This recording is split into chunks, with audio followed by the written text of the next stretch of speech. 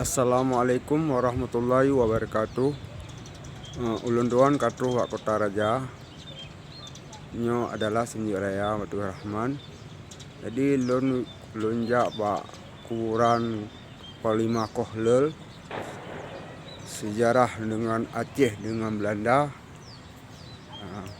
Panglima Belanda, Panglima Kohlel. Jadi di samping Senjuk Raya kuburan di sejarah Aceh dengan Belanda.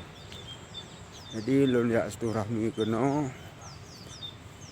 mak tanggal momon tanggal 26 Maret.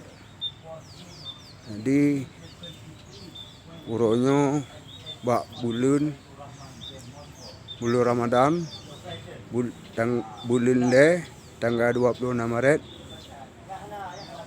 sampai bak tanggal 27. Jadi ino ke kuburan Panglima Kohlel.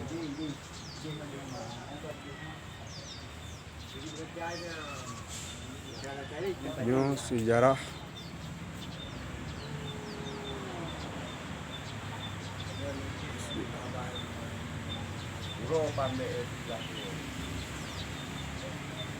tanggal 26 Maret bulan le 2020 le.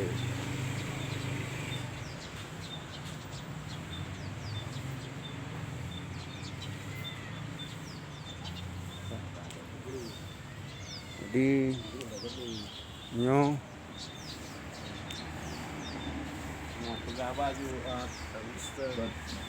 makam Panglima Kohlel.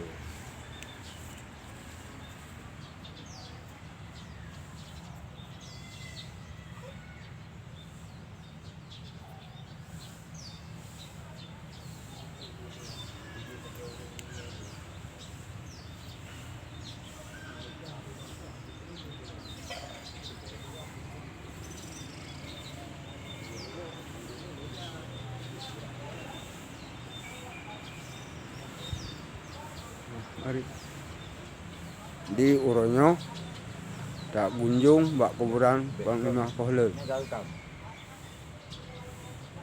Di Iban Drone selaku. Assalamualaikum warahmatullahi wabarakatuh. Waalaikumsalam warahmatullahi. Alhamdulillah bak uronyo tanggal 26 Maret tahun 2020 le. InsyaAllah saya ingat sejarah kembali masa Holanda dijak Banda Aceh, jak pergi penyerangan untuk pertama bak 26 Maret 1870 terjadi.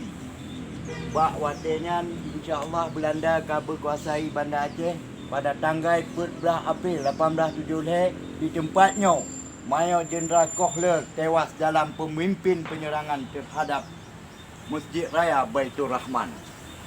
Mayor General Kohlel was killing on this 6 on April 14, 1873 when he land attack on the Baitur Rahman Grand Moscow. Dead in here location. Holanda menghancurkan agama kami Aceh. InsyaAllah uronyo kamu mengenal maklumat yang bahawa Belandanya harus bertanggungjawabkan 1870 sampai 2026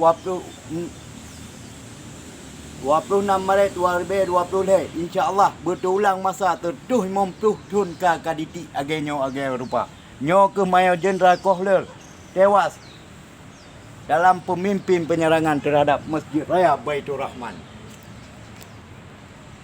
Mayor Jeneral Kohlel dead. It is location. Holanda, where are you? Okay everybody. Assalamualaikum warahmatullahi wabarakatuh.